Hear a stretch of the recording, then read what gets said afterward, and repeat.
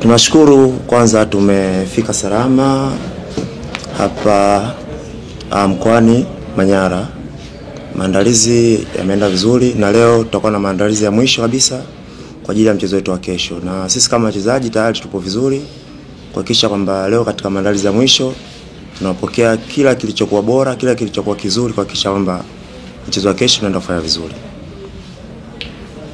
Zimbwe, mechi iliyopita ilikuwa ni ya mashindano tofauti na hii na mlipata ushindi wa bao moja kwa bila, lakini mlicheza vizuri sana kipindi cha kwanza. Kipindi cha pili kama vile kuna hali fulani hivi ambayo ilijitokeza ya timu kama ilikuwa imeonekana kuwa imechoka. Mmezungumza nini nyinyi kama wachezaji na morali ikoje? Ukiangalia kwanza kuna ratiba jinsi ilivyo, tuna mechi karibu sana, lakini uzuri kwamba tuna kikosi kipana, lakini pili ni lazima tuzicheze na lazima tupate matokeo, sababu Simba ni timu kubwa.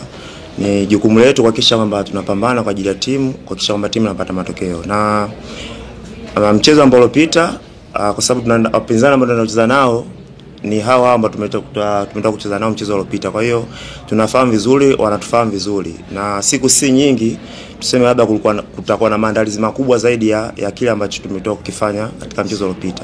Kwa hiyo niseme tu kwamba kikubwa tutarudi katika uwanja wa mazoezi leo kwa mazoezi ya mwisho kuhakikisha kwamba tutapokea yale ambayo walimu wetu watatuelekeza katika mchezo wa kesho nusu finali. Karibu kaka. Asante sana. Zimbwe, kwa misimu kadhaa hamjafikia malengo, kwa maana ya kwamba mafanikiwa kama klabu ni kuchukua makombe. Tuko katika mwishoni mwa misimu katika mashindano yote ambayo mmeshiriki. Wana Simba wana matarajio makubwa sana kutoka kwenu kama wachezaji.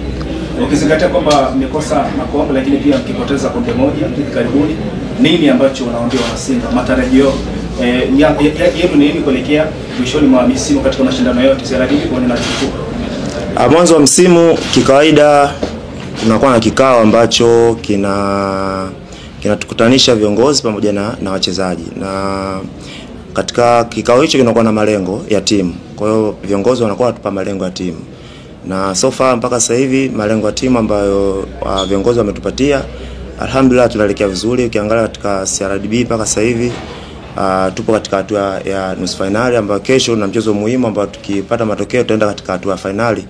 Tuna maana tutazidi kuwa karibu na yale malengo ambayo viongozi wametupatia.